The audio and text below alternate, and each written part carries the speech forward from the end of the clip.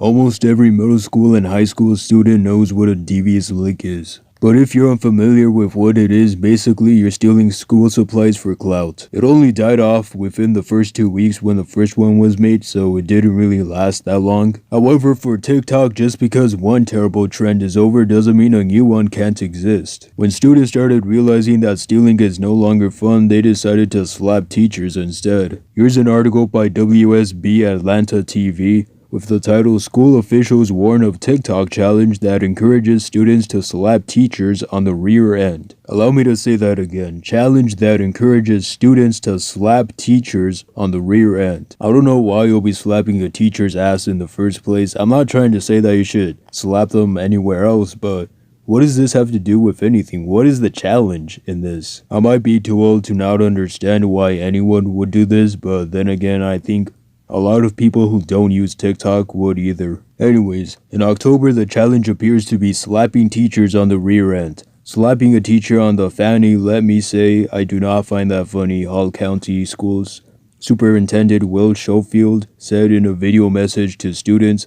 I find that sexual assault. I'm not exactly sure whether or not this is sexual assault because there are many different types of assaults with different definitions, but I might be wrong. Either way, it's just weird. Schofield said that a number of students and their families are paying thousands of dollars in restitution payments stemming from the last challenge. He said that the vandalism has been a huge burden for school maintenance, workers, and a major inconvenience for students. Schofield said parents need to talk to their kids and warn them of the serious consequences they face for online stunts, especially slapping a teacher.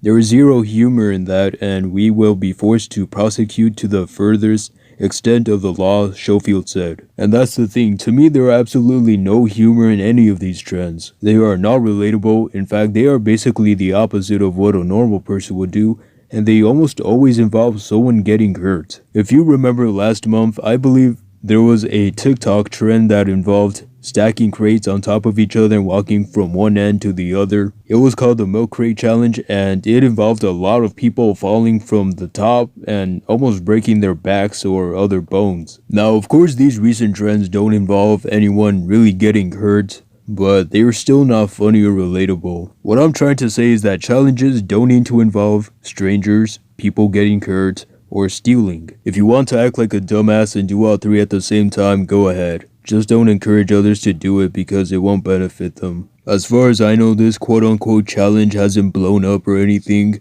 I haven't seen any videos on YouTube or compilations, and I hope it stays that way because it would just be weird to record yourself slapping a teacher's ass. Anyways, have a good day.